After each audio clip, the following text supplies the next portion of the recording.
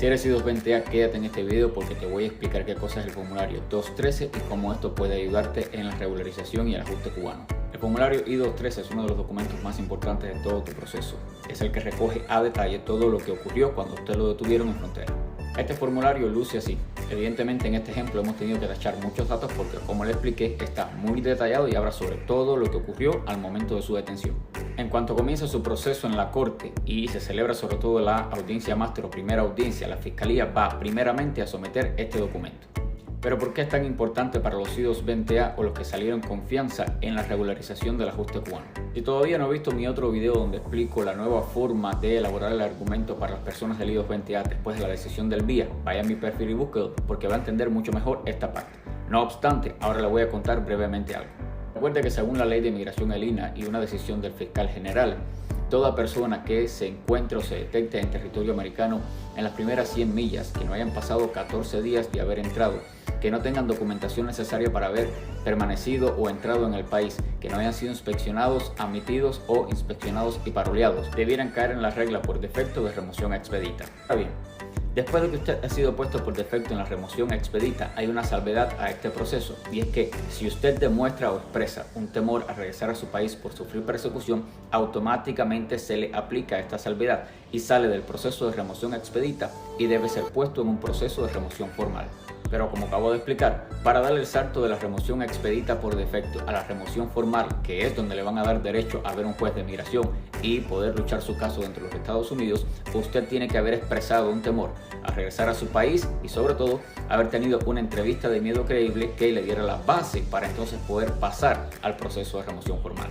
Si como parte de este proceso usted nunca tuvo esta acción que debería determinar que pasara de un proceso de remoción expedita a un proceso de remoción formal, entiéndase que usted no demostró o notificó un temor de regresar a su país por sufrir persecución y con ello tuviera una entrevista de miedo creíble que le diera el paso a la remoción formal, usted no debió entonces haber sido puesto en remoción formal. Sería un error en el proceso. Entonces, ¿por qué es importante definir que yo estuve en un proceso de remoción expedita y nunca tuve el chance o cumplir los requisitos para haber sido puesto en un proceso de remoción formal? Bueno, número uno, porque cuando usted está en un proceso de remoción expedita o en un proceso de remoción formal y en cualquiera de estos dos procesos a usted lo ponen en libertad por un interés público o por razones humanitarias, existen formas que son diferentes en un proceso u otro para poderlo sacar de detención. Si a usted lo sacan de detención cuando ya está en el proceso de remoción formal, entiéndase que ya usted mostró este temor de regresar a su país, entonces usted tiene dos formas de poder salir de detención. Número uno, con una fianza mínima de $1.500 o número 2, con un parol condicional, que en este caso es ese I-220A. Pero si por el contrario, a usted lo sacan de detención cuando todavía está en este proceso de remoción expedita y no ha sido puesto en el proceso de remoción formal porque no se han cumplido estas formalidades, la única forma de salida de detención que contempla la ley y que asegura la decisión de la Corte Suprema Jennings versus Rodríguez es un parol 212 de 5A. Entonces probablemente llegó a la misma conclusión. Si a usted lo detuvieron, cumplía con los requisitos para que fuera puesto en un proceso de remoción expedita y nunca elaboró o demostró este temor de regresar a su país, que era el boleto para pasar la remoción formal, y fue sacado de detención antes de esto, significa que usted salió de detención mientras todavía estaba en un proceso de remoción expedita cuya única forma de salida tipificada por la ley de inmigración es un parol 212 de 5A y que al no dárselo hubo un error de proceso, un error procesal.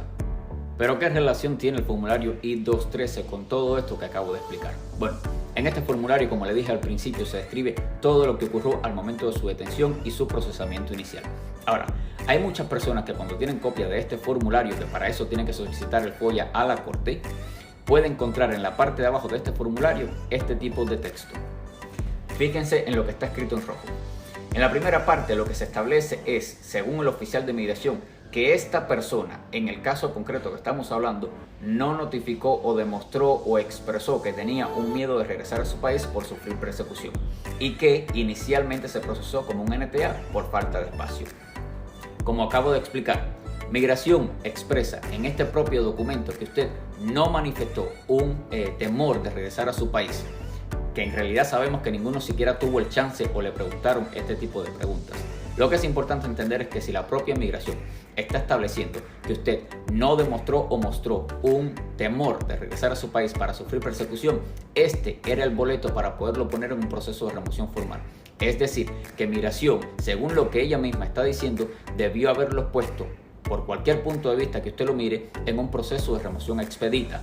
Y si lo sacó como parte de este proceso, según la ley y la decisión de Jennings versus Rodríguez, la única forma era con un parol 212-5A. Todo esto es bien importante a la hora de desarrollar su argumento, sobre todo cuando va a presentar la residencia con USCIS. Tenga en cuenta que la ley de migración protege sus derechos. Si existen errores procesales, que es un fenómeno jurídico que se reconoce en la ley, también existen los artículos que le dan a usted el amparo para que no se le deniegue un beneficio migratorio solo en base a que hubo un error procesal que no tiene que ver con usted. Recuerde que le puedo ayudar a solicitar su FOIA. Este documento específico solo se puede obtener si solicita su FOIA con la corte, no con USCIS o con CBP. También recuerde que estamos librando una batalla para tratar de dar parole in place para todos los I-220A, fianza y todos estos cubanos que no han podido regularizarse y están en un limbo migratorio. La petición para las firmas electrónicas está en mi perfil. Vaya, dé clic al enlace debajo de mi foto, firme usted, sus amigos o familiares y todo el que crea que esta es una buena causa. También recuerde que no soy abogado de migración y que nada de lo que he dicho en este video constituye asesoría legal. Antes de hacer cualquier movimiento en su trámite migratorio, siempre consulte su asesor legal.